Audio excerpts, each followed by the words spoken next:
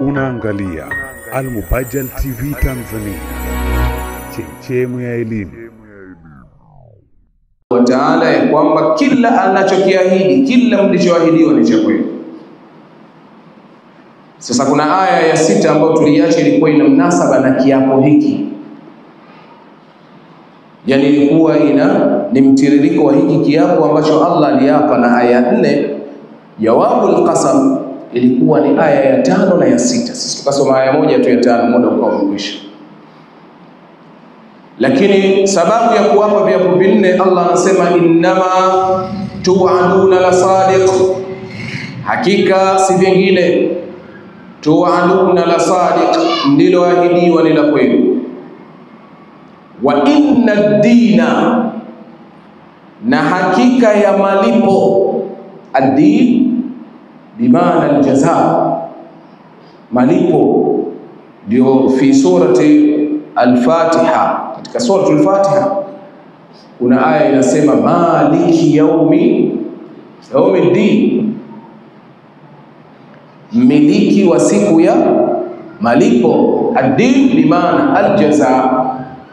Sasa katika mambo ambayo Allah ameapia, la kwanza, hakika ya kila mnachoahidiwa ni cha kweli, na swali ni cha kweli. Wa inna ad-dina, na hakika ya malipo, la waqi, yatatokea, la waqi, yatatokea. Na hizi lamu zinaitwa lamul qasam, lamu za kiapo. Yani Allah ameapa katika zile aya 4, kisha anatumia tena lamul qasam, lamu ya kiapo, ndio hiyo la swadiq.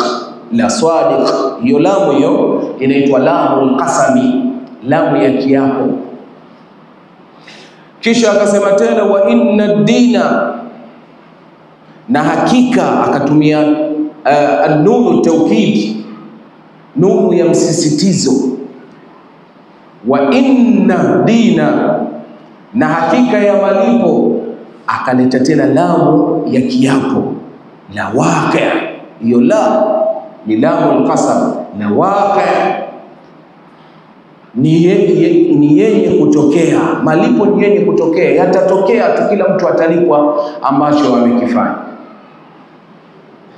Sasa ukitazama bidiqati nadhar, kwa mtazamo wa umakini, utaona ni jinsi gani katika aya hizi Allah alipotumia taukidat, alipotumia vifaa mbalimbali vya kusisitiza na kuonyesha uhakika wa haya anayoyasema. Kaanza kwa kuapa, na tukasema Allah yeye yahlifu bima yasha, anaapa kwa kitu anachokitaka yeye, la yusalu amma yafal. Lakini haifai kwa mwanadamu yoyote kuapa isipokuwa aape na kwa jina la Allah au sifa ya Allah pekee. Ukiapa kwa kitu chengine ni shirk, sababu alhalf walqasam huwa al-ibada. Kiapo ni ibada, kuapa ni ibada. Sio tukaona kwamba ni jambo la mchezo tu kuapa. Kiapo ni ibada. Sasa kwa sababu ni ibada, haifai kukifanya isipokuwa kwa jina la Allah au sifa ya Allah. Ndio maana katika hadithi Mtume sallallahu alaihi wasallam anasema man kana halifan falyahlifu billah, atakayekuwa ni mwenye kuapa basi na ape kwa jina la Allah, siape kwa mama yangu vile. Mwingine hapa kwa mama yake, mwingine hapa kwa kuramba mchanga, anahesabu ni kiapo. Hapana, kuapa ni kwa jina la Allah. Na ukiona mtu ameapa kwa jina la Allah, wewe kama Muislamu unatakiwa umwamini. Mtu akishakwambia wallahi, hata kama wewe bado unahisi huyu anakudanganya, lakini madamu amemtaja Allah, wewe mwambie basi, tosheka na hapo. Mwambie basi, mimi namheshimu huyu uliyemtaja. Kama unanidanganya mimi nakuachia huyu uliyemtaja, kwamba ni shahidi wako, uliyemtaja ili mimi nikuamini, anatosha.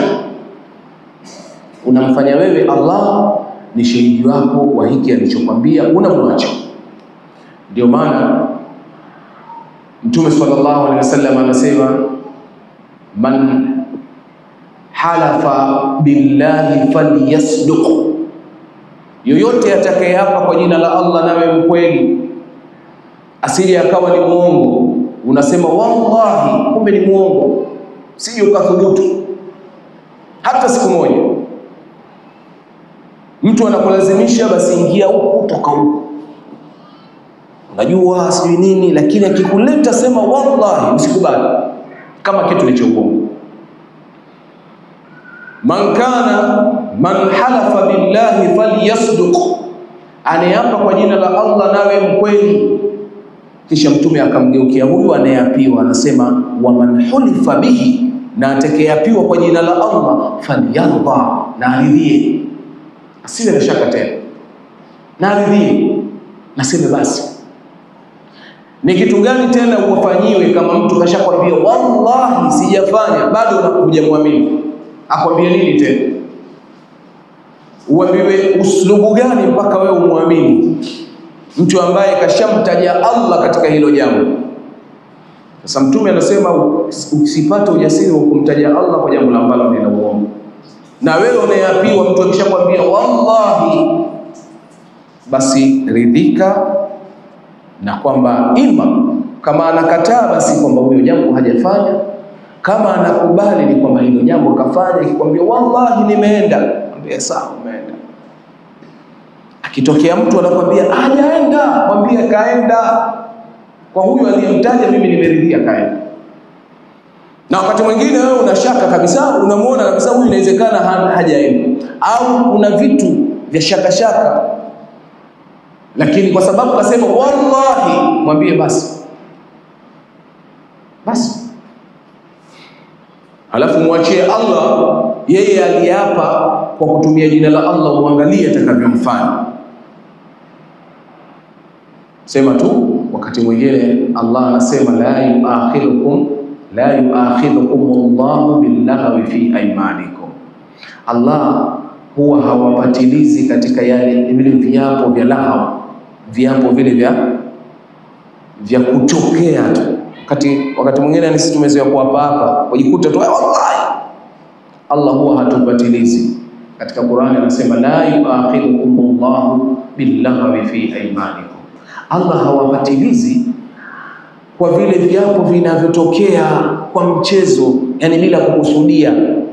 Umeongea tu ukajikuta wallahi, hicho Allah hawapatilizi. Na laiti kama angekuwa anatupatiliza na hivi viapo, wengi tungekuwa tushaingia kwenye matatizo makubwa. Kiapo si jambo la mchezo, lakini anavyotupatiliza ni vile ambavyo umeyakinia na ukatia moyoni kabisa ya kwamba hapa nataka niape, alafu ukaapa uongo. Umetaitiwa bwana, lazima uape, ukawa unaapa ukiwa unayakini kabisa kwamba ninaapa, alafu hili jambo ni la uongo. Haya, msubiri Allah. Wallahi kuna mwingine anafikia mpaka kushika mashafu na kumbe kitu ni cha uongo. Mwingine anafikia kuleta mpaka msikitini hapa na anaapa wallahi ndani ya msikiti. Mwingine aingizwa kibla kabisa huko, lakini kidume kimeng'ang'ana cha hapa wala hakina mchezo. Sasa anayejua thamani ya kiapo huwa hakubali hata siku moja. Kitakuletea matatizo tu, kama umedanganya kitakuletea matatizo hizo, hakipiti bure bure. Lakini ili kikuletea matatizo pia, hawa walioapiwa kwa jina la Allah waridhie, wakuachie Allah. Sio ushaapa lakini bado wanakuandama. Wewe ukishasema wallahi, wao wakwambia hivi, kwa sababu umemtaja Allah, haya sisi tukuachie huyo uliapa naye. Wakishakwambia hivi, ukiona unakwambia hivi, kama ni uongo rudi haraka haraka. Ambia hapana, astaghfirullah, nimedanganya hapo. Wakishakwambia hivyo, ujue wanakuachia mzigo na utakuwa gharimu. Allah hataki uchezewe. Tayeb. Kwa hiyo Allah yeye anaapa anavitaka na vile vitu anavyovitaka. Na tukaona siku ya jana kwamba Allah kaapa na vitu mbalimbali, ikiwemo hivi vitu vinne ambavyo ameapa navyo katika hii sura. Na kaapa kwa ajili ya kuthibitisha ya kwamba kila tunachoahidiwa ni cha kweli. Inama, hakika si vingine, tuaduna la sadiq, mnaloahidiwa ni la kweli. Hamuahidiwi tu kwamba eti mnadanganywa, ni la kweli. Wa inna ad-dina, na hakika ya malipo, la waqi', yatatokea. Waqa'a ni kutokea jambo, waqa'a shay'u, yani kimetokea kitu fulani. Sasa la waqi', na hakika ya malipo, la waqi', yatatokea tu. Siku ya malipo, ya malisho, yale malipo ya hivi tunavyovifanya yatatokea tu, lazima tutalipwa tu. Ndio maana katika aya nyingine Allah subhanahu wa ta'ala anatuthibitishia kwamba sisi tutalipwa kwa kila ambacho tunalofanya, liwe ni dogo liwe ni kubwa, tutalipwa. Katika suratu Zilzala anasemaje? faman ya'mal mithqala dharratin khayran yara wa man ya'mal mithqala dharratin sharran yara. Faman ya'mal mithqala dharratin, atakayefanya kitu ambacho ni mfano wa dharra. Dharra ni ndogo kuliko mchanga, ule mchanga. Dharra ni tembe ndogo kuliko, ni tembe ambayo mpaka utumie vyombo maalum ndio unakiona kile kijitembe. Mfano wale bakteria wadogo kabisa, mpaka utumie darubini, utumie nini ndio umeona. Hivyo ndio vijidharra. Sasa ukafanya amali ambayo huwezi kuiona kwa macho mpaka utumie vifaa maalum, basi Allah anasema kifaa hicho, kitu hicho ulichokifanya, sharran, au kwanza akasema khairan, kikawa ni cha khair, usidhanie kimepita bure. Yahu, atakiona siku ya kiyama, italetwa, bwana mzigo wako. Waman ya'mal, na atakayefanya mithqala dharratin, mfano wa kijitembe kama hicho cha dharra, sharran, kikawa ni cha shari, ni cha uovu, yarahu, atakiona tu siku ya malipo, kitaletwa. Paka mwanadamu walalamiki aseme mali hadha alkitab la yughadiru saghiratan wala kabiratan illa ahsaha. Kina nini kitabu hichi, mbona ni cha maajabu mno? La yughadiru saghiratan, hakikuacha kidogo, wala kabiratan, wala kikubwa, illa ahsaha, isipokuwa imekiandika. Waletewa kitabu siku ya kiyama, kila mtu atatolewa kitabu chake. Hichi kitabu hakikuacha lolote, labda kama ulitubia. Ukitubia huwa linafutwa katika kitabu chake, linafutwa. Sasa ile mizigo ambayo kukutubia yote uikute hii hapa. Na mara nyingi yale madhambi madogo madogo tunapuuza, hata kutubia pia tutubii. Hata akili pia, mtu likipita limepita. Umepita hapo, umemkosa mtu, kumgonga na baiskeli, akakwambia, ukampuuza, chana na mimi bwana, utanifanyaje? Ukalichukulia ndio limeisha hiyo. Basi ukalichukulia ni jambo limekwisha. Siku ile ya kiyama walikuta hili hapa. Kuna siku ulimnyusa mtu wa watu, ulitaka kumgonga alafu ukamnyusa au ukamtukana, walikuta lile tusiri hapa. Na katika mambo yatakayofanya Allah tuepushe, yatakayowafanya watu hata kufanya sisi inshallah, tuseme inshallah, yatakayowafanya watu wafilisike siku ya kiyama ni matusi. Miongoni mwa yale mambo aliyotaja Mtume sallallahu alaihi wasallam, kwamba umemtukana mtu alafu kawa kumwomba msamaha, ukadhania maisha, siku ya kiyama walikuta hili hapa.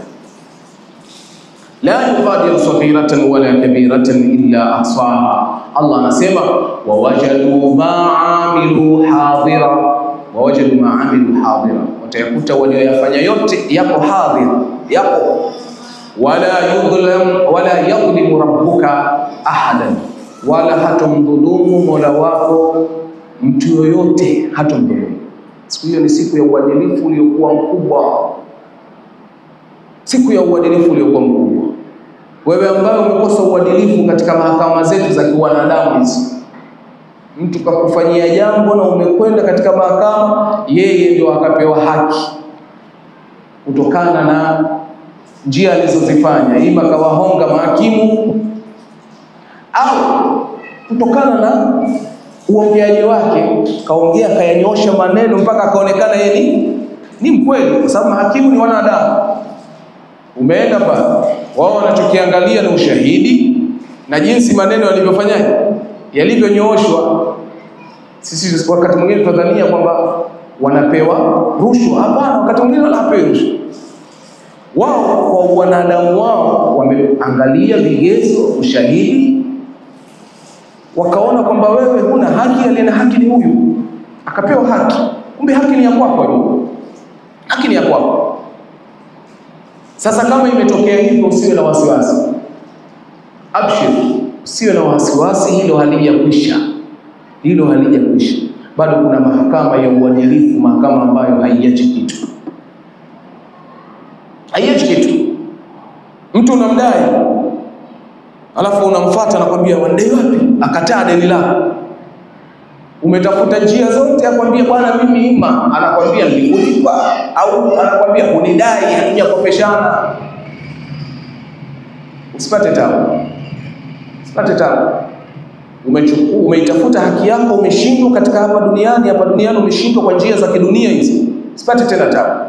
Amini kuna mahakama ambayo la yughadiru saghiratan wala kabiratan illa ahsaha, haitoacha kikubwa au kidogo isipokuwa itakileta na kitahukumiwa hicho kitu.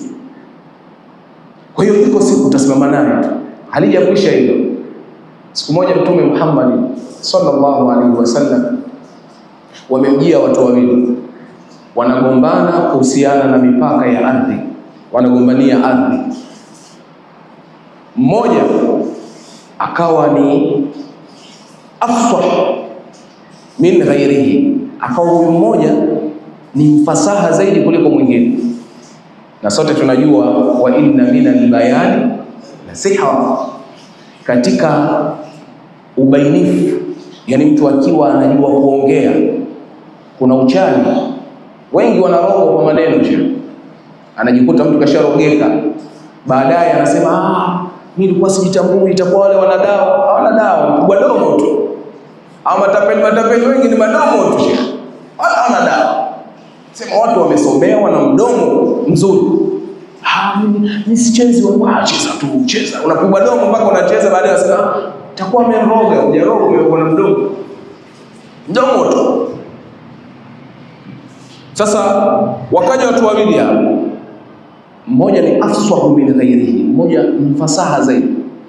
Akianza kuongea mwenyewe utapenda hivi. Sasa huyu mmoja ni mtu wa kujingatangata, domo zaidi. Vijana wanasema domo zaidi. Oye, umefanywaje? Mimi huyo hapa mwenyewe nilikuwa nimekaa sijui na nini, ajingatangata, maneno hayanyooki. Huyo mwenzie, huyo kainyosha haki hiyo. Wewe kama ni hakimu wafanyaje? Huyo anaeleweka, huyo haeleweki. Wampa nani? Na lazima utoe hukumu. Mtume sallallahu alaihi wasallam akampa huyu ambaye anaeleweka, lakini kisha Mtume akawageukia akawaambia, pamoja na kwamba mimi nimepitisha hii hukumu, eleweni ya kwamba mimi nina hukumu kwa kile kilichobainikia katika uelewa wangu, kilichonibainikia, nilichoona kwamba haki ni ya ume nampa. Lakini wallahi kumpa mmoja katika nyinyi kitu haimaanishi kwamba mimi nimemhalalishia. Leo nimekupa hapa, kama umechukua hii haki sio ya kwako na mimi nikakupa na wewe ukaichukua, usije ukasema Mtume mwenyewe ndo kanipa. Haimaanishi kwamba mimi ndio nishakuhalalishia. Mimi nimehukumu kutokana na wanadamu wangu, kutokana na elimu yangu niliyoitumia, nikaona kwamba wewe ni haki yako. Lakini bado kuna mahakama siku ya Kiyama. Kama umemdhulumu utakwenda kusimamishwa naye, utakwenda kusimamishwa naye. Basi wenzetu walipokuwa na imani walipoambiwa hivi na Mtume sallallahu alaihi wasallam, yule jamaa akabadilika akasema, Mtume sio cha kwangu, mpe huyo, ndio cha kwake, sio cha kwangu, basi tu. Na mbona na alikuwa atakachukue, lakini alipoambiwa na Mtume sallallahu alaihi wasallam kwamba kuna siku hii hukumu itakujarudiwa, sije ukajua ishamaliza, jamaa imani ikampanda akakataa, akasema kweli haki ni ya huyu. Kwa hiyo abshir ayuha almadhlum, furahi ewe uliyedhulumiwa ya kwamba dhulma hiyo haijakwisha, kuna siku utaipata haki yako tu, mahma kana, vyovyote itakavyokuwa. Allah subhanahu wa ta'ala anasema,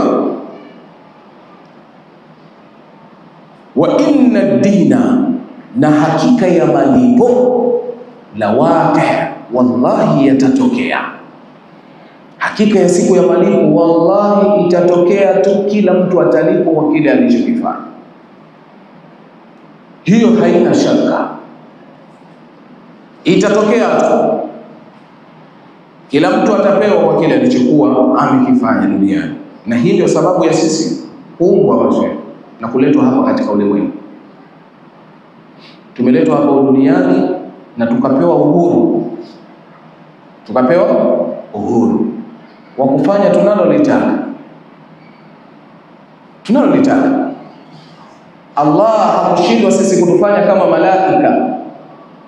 Malaika ni viumbe wenye nguvu mno, ni viumbe wakubwa mno. Malaika kama Jibril akifungua mbawa zake mbili tu anaifunika dunia nzima. Na ana mbawa miangapi jamani? Ana mbawa 600, mabawa ya 600. Yaani kama mfano unapomuona njiwa manga au unapomuona kunguru, zile mbawa. Sasa yeye kiumbe huyo ana mbawa 600. Na Mtume sallallahu alaihi wasallam akamuona akafungua mbawa hizi mbili, dunia nzima akaifunika. Alafu 598 bado zimefungwa, hajafungua. Tasawwa, vuta picha ya ukubwa wa kiumbe kama huyo, lakini la ya'si Allah ma amara, hajapatapo kumwasi Allah kwa kile alichoamrishwa. Wa yafaluna ma yu'marun, na wanafanya yale wanayoamrishwa tu malaika. Kuna malaika kazi yao ni kusujudu na hawajaacha kusujudu hata siku moja. Wao wamepewa kazi ya kusujudu tu, na kuna waliopewa kazi ya kurukuu. Ndio kuna wengine wamepewa kazi ya kututumikia sisi hao, kutuwekea, kutushushia mvua, kutufanyia hivi na yale na yale. Wengine kuandika matendo yetu. Hawajawahi kugoma, hawana kugoma malaika au kufanya kinyume na walivyoamrishwa. Allah hakushindwa na sisi kutufanya hivyo, kwamba ni watiifu tu, hakushindwa. Lakini angetufanya watiifu, kungekuwa kuna malipo jamani. Kungekuwa kuna malipo eti kwamba tukaulizwa sasa, wewe umefanya hivi. Kama ingekuwa hatuna utashi, ili wewe mwalimu uweze kumsahihisha mwanafunzi wako na kuwapa zawadi, yule atakayeshinda, ukajua huyu kashinda, huyu kafanyaje, ni lazima uwape karatasi nyeupe au za maswali, kisha uwape uhuru wa kujibu mtu anavyotaka. Lakini kama kushawaandalia majibu, waambia majibu yenu ndio haya, au kushawateza nguvu kwamba wewe ndio unawajazia majibu, hakuna jazaa, wewe umewalazimisha. Allah ili akatuulize nini mmefanya, ni sisi kutupa utashi. Ndio anasemaje, hal ataa ala al-insanu hinun min ad-dahri lam yakun shay'an madhkura. Kumepita muda mrefu kwa wanadamu duniani, walikuwa hawapo. Imepita kwa wanadamu. Sisi ni wa mwisho kuumbwa katika hii dunia. Mwanadamu ni kiumbe wa mwisho kuumbwa, kuletwa hapa duniani. Sisi tunakuja, kila kitu kipo hapa duniani. Twaja sisi wanadamu, kila kitu vishakuwepo, hao wanyama nini vyote vishawepo. Inna khalaqna al-insana min nutfatin amshajin nabtali. Baada ya kupita muda mrefu tukamuumba mwanadamu min nutfatin, kutokana na tone la manii, amshaj, lililochanganyika, limechanganyika mbegu ya kiume na ya kike, likachanganywa kwa utaalamu wake Allah, akatokea mimi na wewe katika yale manii yaliyochanganywa. Lengo anasema nabtalihi, ili tumpe majaribio. Sasa haya majaribio ni lazima wewe ukishawekwa, Allah akwambie fanya unalotaka. Hakuna majaribio ya kulazimishwa. Ndio maana Allah ametupa utashi. Ukitaka waswali, kama utaki wala uswali, na hutaona fimbo inatoka mbinguni na kutandika wewe uswali. Kama kungekuwa na fimbo za wale wasioswali inashuka mbinguni, sote tungekuwa tunaswali. Allahu akbar, Allahu akbar, ungekuta watu hivi. Kama vile tunapopanga foleni hapo chooni hapo. Unajua tunapanga foleni hapo chooni kwenda kufanya nini? Kila mtu alazimisha ingie. Kwa sababu kuna vitu vinatakiwa vitolewe. Ni maumbile Allah ametuumba nayo haya. Na hivyo ingekuwa muda wa swala ukifika, watu mzee foleni, mlango hautoshi, watu foleni, watu watakaoingia msikitini.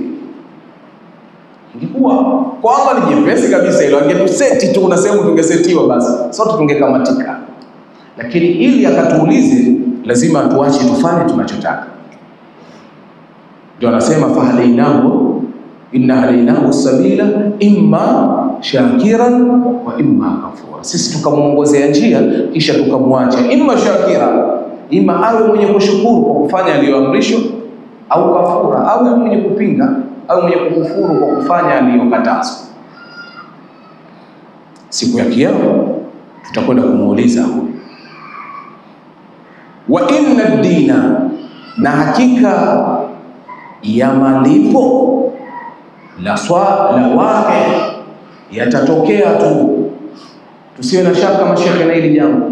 Allah ameapa na viapo takriban 4 akituthibitishia kwamba malipo yapo. Jazaa yapo, malipo.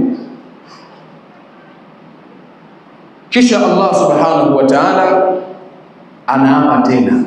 Kuna vitu vingine anaviapia. Kuna vitu vingine anaviapia. Was-samaa'i dhatil hubuk. Was-samaa'i ni wao al-qasam. Allah anaapa tena, sio wao al-'atf. Allah anaapa tena kiapo kingine hicho. Was-samaa'i, na ninaapa na mbingu, dhatil hubuki, yenye umbile lililozuri. Al-hubuk al-jamal, uzuri, umbo lililokuwa ni zuri. Mwenyewe anajisifu aliyeumba kwamba kaiumba mbingu kwa umbo lililokuwa zuri kweli kweli. Ukitoka iangalie mbingu jinsi ilivyoumbwa, haijafanywa ukarabati tokea iumbwe, hakuna. Hatujawahi kusikia leo kuna ukarabati wa mbingu. Kuna vijinyumba hapo mjini vina miaka 10, miaka 8, miaka mingapi, wakikuta kimechakaa, rangi ya nje yote imepauka. Kila baada ya miaka kadhaa watu wanatafuta mafundi na karabatiwa, inapigwa rangi mpya. Msikiti huu ni juzi tu, lakini sasa hivi ukiangalia unatuambia jamani mnisafishe, rangi inakwenda kupauka juzi tu. Lakini mbingu Allah kaiumba kwa umbo ambalo haichakai, siku zote inang'ara. Ndio katika suratul Mulk Allah subhanahu wa ta'ala anasemaje? Katika suratul Mulk Allah anasemaje na kuzungumzia mbingu? Alladhi khalaqa 7 samawati tibaqa. Allah ndiye aliyeumba mbingu 7, matabaka 7. Hizi mbingu ziko 7 na ardhi pia ziko 7. Mbingu 7 Allah kaziumba matabaka. tabaka la kwanza linafunikwa na tabaka la pili, la pili linafunikwa na tabaka la tatu. Kadri unapokwenda ndio hizo mbingu ni kubwa zaidi, kila moja imeifunika mwenzie. Yani hii ya kwanza kama imeishia hapa, hii ya pili imefunika huyo, kama mabakuli hivi yanayofunikwa, dogo linafunika, kubwa linafunika. Halafu hata ukubwa wa kutoka mbingu kwenda mbingu zinatofautiana. Ukubwa tunauona hapa duniani huu, mpaka ukifika hiyo mbingu ya kwanza ni maradufu ya ukubwa wa kutoka hiyo mbingu ya kwanza kwenda mbingu ya pili. Mpaka mbingu ya saba huko ndio kwenye arshi ya Allah subhanahu wa ta'ala. Sasa Allah anasemaje? Alladhi khalaqa sab'a samawati tibaa ma tara fi khalqi arrahmani min tafawut. Hutaona katika umbo hili la Allah aliloliumba la mbingu min tafawut, kutokea dosari, kutokea kwa kuna siku kuna kama ufa umetokea, mvua imepiga sana, au kuna rangi imepiga, ukaona mbingu limechanika hivi kidogo, wakatafutwa mainjinia, ukatangazwa nini? Serikali zinatangaza nini? Tenda. Kasikia kuna tenda imetangazwa, kuna ukarabati wa mbingu. Hakuna hata siku moja. Min tafawut. Kisha Allah anasemaje? Usijua anakuambia farji'il basar, kakae pale urudie kuangalia, zunguka. Hal tara min futur, je utakuta kuna kijitundu? Hakuna. Thumma rji'il basara karratayn, kisha rudia mara kwa mara kuangalia huko nyuma. Je utakuta futur, tundu utakuta? Anasema yanqalibu ilayka albasar khasi'a wa wasir, yatakuwa macho yako, yatarejea macho yako ukiangalia sana, ukiashusha yatakuwa ni khasi'a, yamepata tabu. Hasia ni ile kwamba ukiangalia sana kama kwenye taa, kwenye kitu chenye mwanga mkali, ukimaliza wajikuta sasa ile hali ile ya kwamba hauoni vizuri, utayakuta macho yako namna hiyo. Sasa kwa sababu wewe umetumia muda mwingi kutafuta kijitundu, kumaliza hata kama una miwani ukishusha utajikuta umepata tabu, macho yamechoka na tundu ukuiona. Mbingu imeumbwa kwa utaalamu wa hali ile. Kwa hiyo al-hubuq ni uzuri, al-jamal. Wako waliotafsiri al-hubuq bi maana at-tariq, njia, kwamba mbingu zenye njia, mbingu zina njia maalum. Na toba nani katika tafsiri pia kwamba ninaapa na mbingu zenye njia. Allah kuna njia maalum kaziweka katika mbingu zake, katika mbingu kuna njia kaziweka. Pia wanatafsiri, watu wa tafsiri, wanachuoni wa tafsiri, kuna waliotafsiri kwamba hubuki maana yake nini? Njia. Na ndio maana katika karne ya 20, karne ya ngapi? Ya 20. Sasa hivi tuko karne ya ngapi? Hii karne ya ngapi mashehe? Saumu ndio mwanzo. Watu karne pia wenyewe ngapi?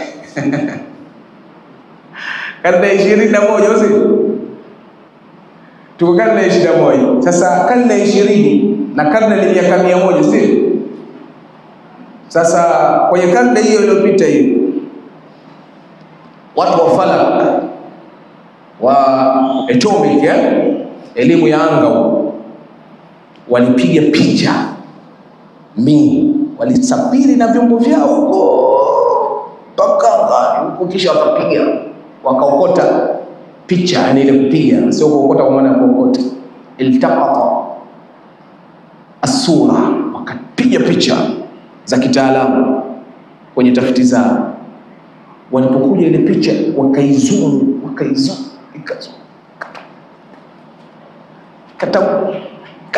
ikatanuliwa mpaka wakakuta ile mbingu ina kama mistari, ina njia na mistari kama nyumba ya buibui, kama nyumba ya buibui. Kagundua kwamba kumbe lile jengo la juu Allah aliloliumba kaliumba ni kama nyumba ya buibui. utaalamu wa hali ya juu,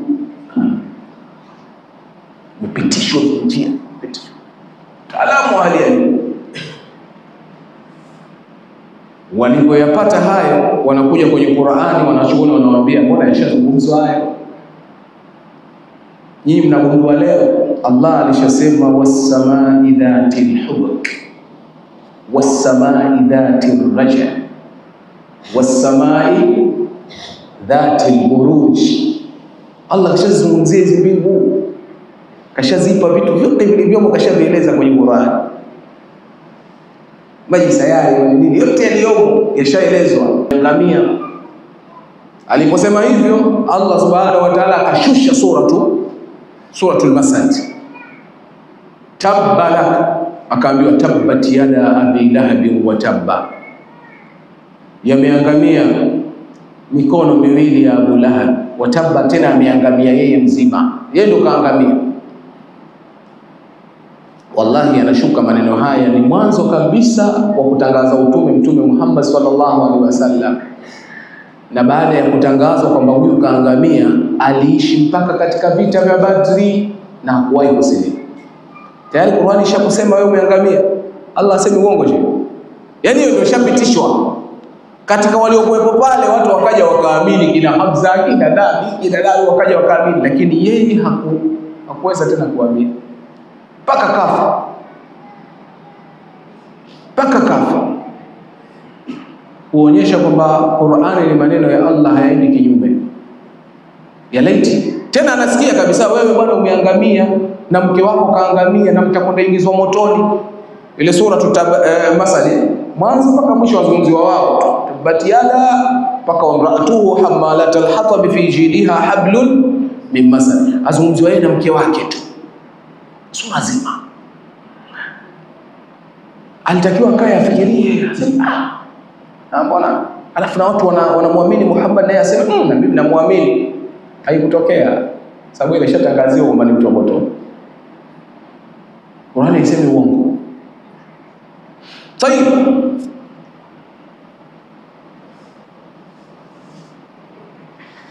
sasa baada ya hapo Mtume sallallahu alaihi wasallam akaanza kuonekana kwamba ni muongo. Ni nani? Ni muongo.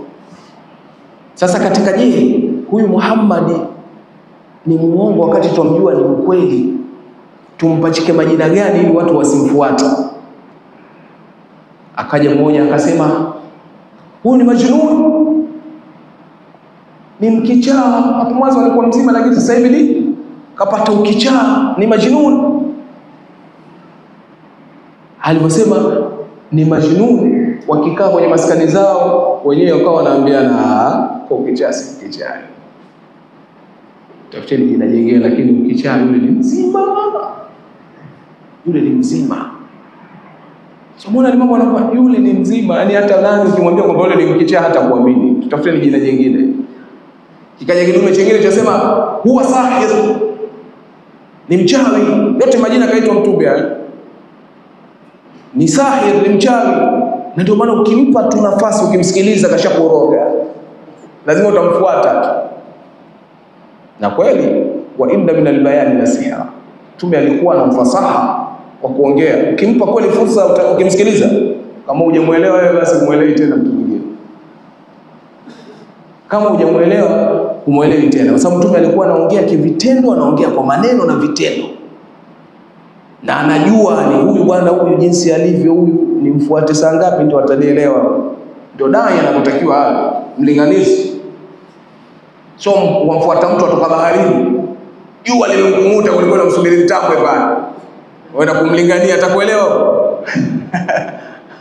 Pale hakuelewi.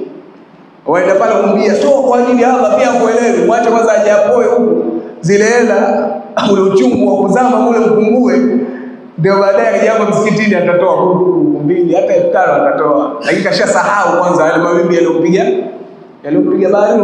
Usimchangishe pale kwanza, pale bado ana maumivu hata kuelewa. Kuna nyakati za kumfuata mtu, na ndio maana hata hawa viongozi au watu walio na uwezo akitaka kukufikishia jambo basi anakuita kwanza. Akishakuita anakupeleka hoteli moja matata sana, fika pale unaagiziwa vinywaji. Tena siku ya kwanza inaweza kukulisha tu alafu akwambie chochote, mkapiga story alafu mwambie nda zako. Siku nyingine anakutengeneza kwanza ili atakapokuja kukuletea kile kitu ukiamini. Njoo kwenye madai wetu wa sasa, walinganizi wetu wa sasa. Yeye anataka akishasimama kwenye member siku hiyo akipiga msumari watu wote mzee waingie, akipeta dawa watu wote wapone siku hiyo. Hadi wanadamu Allah kawapa uhuru. Mtu akiona unambughudhi anakuambia sitaki, utamfanya nini? Kashakwambia sitaki, utamfanya nini? Kwa hiyo lazima utafute njia. Huyu ni mtu aliye huru, umwambie mpaka kuelewe taratibu, tena kwa namna ya vile anavyoendana. Kuna mtu mwingine ukimwambia hapa hakuelewi mpaka umfuate peke yake ukae naye, na yeye anaelewa marafiki zake tu. Kwa hiyo ili wewe akuelewe, kwanza utengeneze urafiki mpaka kuhesabu kwamba wewe ni rafiki yake. Wanadamu ndio tulivyo. Yeye haelewi mpaka rafiki yake, na kuna mwanamke yeye haelewi mpaka aambiwe na mwanamke mwenzie. Sasa kama dai unatakiwa ukatafute mwanamke mwenzie amfikishie. Hakadha. Na ndivyo alivyokuwa Mtume sallallahu alaihi wasallam. Anajua huyu nimfikishieje, anamfuata kwake. Hata Mtume Nuhu imetajwa ndio silsila yake, njia aliyokuwa anatumia. Kwamba kuna watu walikuwa wanafuata mmoja mmoja, anafuata usiku, wengine anafuata mchana, kila mtu kwa wakati wake. Na dai akiwa na taratibu hizi basi atafaulu kulinda ahwali za watu, kujua namna ya kuwachota watu, kuongea na watu. Na mtu akiwa ni mkali kwamba wewe unapeleketwa na dini kuliko hata Mtume sallallahu alaihi wasallam. Yeye Mtume alikuwa wapa watu uhuru, amfuata mtu taratibu. Wewe ndio hii dini, kama wewe ndio umepelekwa ndio uifikishe. Yaani unataka hata yale aliyofanya Mtume, zile njia alizotumia Mtume wewe usitaki tena, unataka njia zako za lazima sasa. Utaswali uswali, umemtia roba. Mtume alimtia mtu na aliupi roba. Kwa hiyo dini inakupeleketa kuliko hata Mtume sallallahu alaihi wasallam. Utafaulu. Utakachoambulia wewe ni kubwa ngumi kila siku. Sababu unamtia roba naye umwangalie, atakugeuza naye atakupiga kichwa. Shangolewa meno. Almuhimu, basi wakawa huyu anamuita mchawi, huyu anamuita ni majnuni. Kila mmoja anasema kwa maneno yake. Ndio anasema Allah subhanahu wa ta'ala, innakum, hakika yenu nyinyi, la fi qawlin mukhtalif, mko katika kauli inayotofautiana. Basi mkakaa mkutano mkatoka na jina hili moja kwamba huyu ni mchawi, nyote mkasema mchawi. Lakini wasema mchawi huku wasema ni mkichawi. Huyu mwingine anasemaje? Innahu shair, ni mshairi, ni mzee wa vina, ni mwelewi wa vina. Huyu anatengeneza mistari bwana, anakaa anatunga alafu anatuletea. Ni kweli Muhammad ni mtu wa kutunga? Wanaenda wanakaa alafu wanayapima ile maneno, anasema haya si maneno ya kutunga haya. Ndio kuna mmoja yeye aliposikia Qur'ani inakubalika watu wanavyoielewa, na yeye akatunga ya kwake. Yeye akatunga ya nini? Akatunga ya fili. Alikuwa anamzungumzia tembo sababu alisikia kuna suratul fil, na yeye akatunga ya kwake fili. Akasema mbona jambo jepesi kama anapotunga Muhammad? Akatunga ya kwake, anasema alfil malfil wama adraka malfil lahu khurtumun tawil wa dhanabun qasir. Akatunga maneno mengi kama sura nzima. Sadaqallahu alazim. Akabisha wenzao walipokuja kuiona ile wakaanza kumcheka wao wenyewe. Alipoipeleka kwa wenzao wasema na wewe wala usije ukapeleka kwa watu utachekwa. Haifanani kabisa leo Muhammad. Haifanani. Kwa hiyo walikuwa kile unalojaribu kumpachika mkichaa aliingia. Mtunga mashairi majnun nini sahir mchawi haingii. Ndio Allah anasema nyinyi mko katika neno la lililotofautiana, kila mtu ampa sifa iliyokuwa haiendani na Muhammad. Innakum, hakika yenu nyinyi, la fi qawlin mukhtalif, mko katika kauli iliyotofautiana. Yufaku anhu man ufik, anatiwa shaka, anatiwa shaka anhu, kutokana na huyo Muhammad. Man ufik, kila mtu ambaye ametiwa shaka. Yani kila mtu aliyetiwa shaka basi huwa anaendelea na shaka ya kutokumwamini Muhammad. Ndio hiyo atatoka na jina, atamuita ima ni mchawi, yule mwingine atamuita ni shair, akiona au anamuita shair kwa sababu zile Qur'ani ina kawaida ya kutoa na vina. Si unajua kama mashairi wakati mwingine, angalia sura zake utakuta zaishia na vina. Sasa nyingine kama ni teo utasura yote zaishia na te sekna idha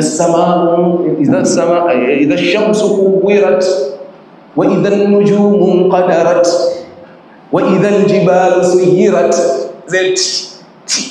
Sio ni mshairi huyu, si kama mashairi tu anachunga vina na sura nyingi inaishia na te ya dhamma wasia. Hal ataka hadithul ghashiya ya wujuhu yawmaidhin khashi'a amilatun nasibah tasla naran hamiyah tusqa min 'aynin aniyah. Kama vina wakasema huyu ni mshairi, huyu atuletea mashairi wao. Allah akamwambia kama huyu ni mshairi na nyinyi tungeni za kwenu, walishindwa. Innakum, hakika yenu nyinyi, la fi qawlin mukhtalif, mko katika kauli inayotofautiana. Yufaku anhu, anatiwa shaka katika kumwamini Muhammad. Man ufik, kila ambaye ameiwa na shaka. Ukijitia shaka utaki kumwamini, basi utabakia na shaka zako, si utaki. Lakini Muhammad ni mkweli. Yufaku min anhu man ufik, anatiwa shaka anhu, kutokana na huyo Muhammad. Ay yusrafu anil iman, anaondoshwa katika kumwamini Muhammad sallallahu alaihi wasallam. Man surifa anil hidayah, kwa mtu ambaye ameondoshewa kuamini. Fi ilmi Allah ta'ala wa hurima as-saada, na ameharamishiwa as-saada, furaha ama utakatifu. Qutila al-kharasun,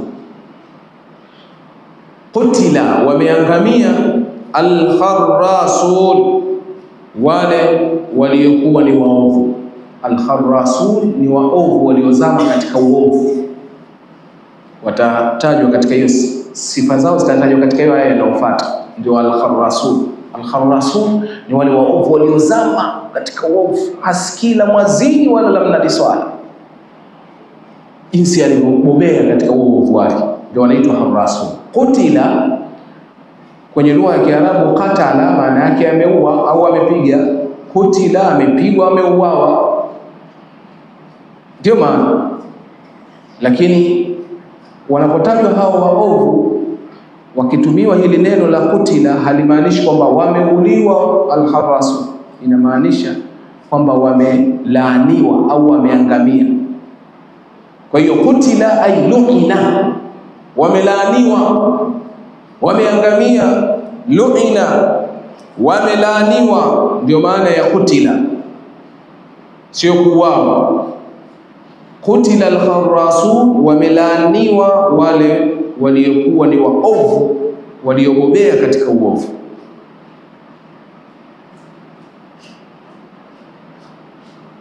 Alladhina, wale ambao, hum, hao, fi ghamratin, katika uovu, sahun, wamejisahau. Wamejisahau, yani mtu kaingia katika uovu mpaka akaona kwamba dunia ndio hivyo, iko hivyo milele, hakuna kufa, hakuna nini, kashajisahau kila kitu katika uovu. Yani hao ndio watu waliobobea katika. Kuna yule mtu ambaye afanya maovu, lakini anaenda anafanya ovu alafu anashtuka. Pia ukikaa baadaye unajilaumu, nafsu lawama, nafsi yenye kujilaumu. Ukiona unafanya hivyo, unafanya ovu, alafu baadaye unakaa unajutia lile ovu lako, ni kwamba wewe una imani. Wewe una imani na moyo wako bado uko hai. Lakini wallahi kuna wengine mtu anafanya ovu wala hajutii wala haisi kabisa kwamba amefanya uovu. Tumwombe Allah atulinde na hiyo hali. Yaani ikikufika hali hiyo kwamba unafanya ovu mpaka ujielewi, ndio wao al-kharasun, watu waliolaaniwa, kwamba yeye ameshazama kwenye uovu, tena sahul, ameshajisahau kabisa kwamba kuna malipo, kwamba yeye ataulizwa, ameshajisahau katika hilo. Hao wamelaaniwa al-kharasun, watu waliokuwa ni waovu, alladhina, wale ambao hum hao fi ghamratin, katika uovu, sahun, wamejisahau, wamezama katika uovu kiasi ya kwamba wamejisahau, hawaangalii mbele wala nyuma. Ay alladhina hum ghafiluna lahuna an amri al-akhirah, ambao wamejisahau na wamepuuzia masala yote ya akhira. Wao ni dunia na dunia na wao tu. Mtu hana habari tena ya akhira, hana habari tena ya kujiuliza kwamba mimi ninalolifanya ili mwisho wake ni nini. Hana. Hao ni watu ambao wamelaaniwa.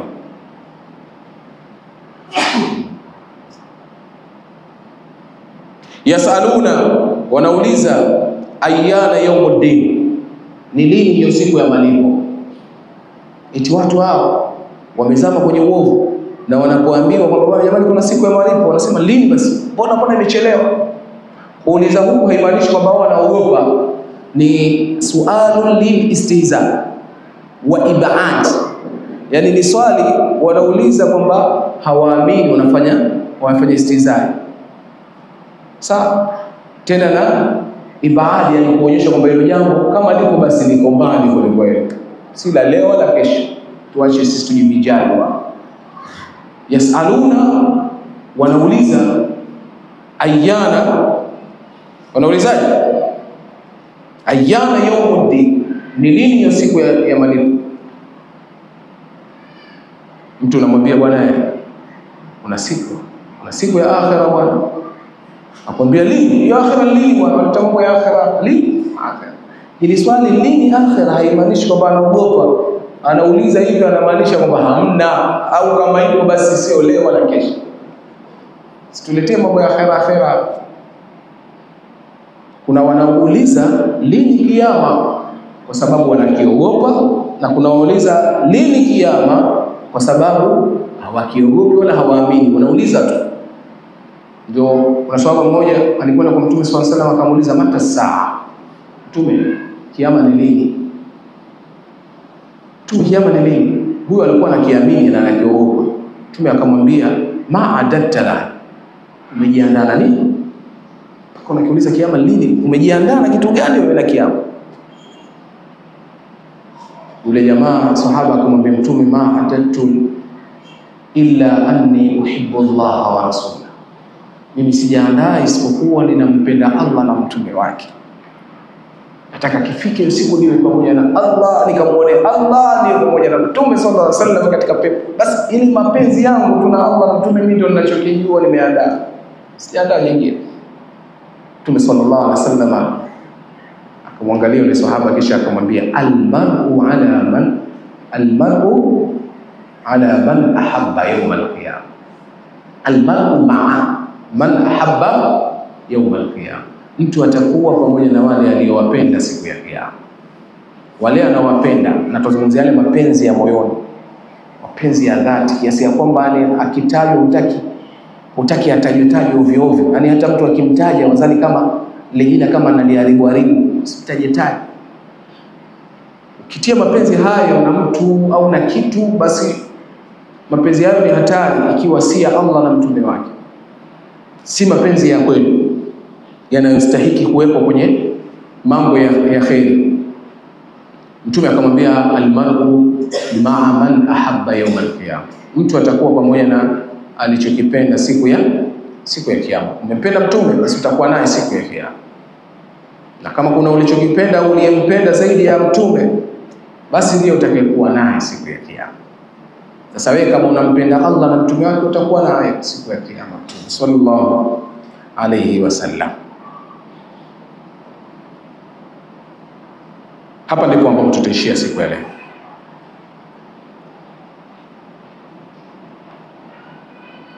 Unaangalia Al Mubajjal TV Tanzania, chemchemu ya elimu.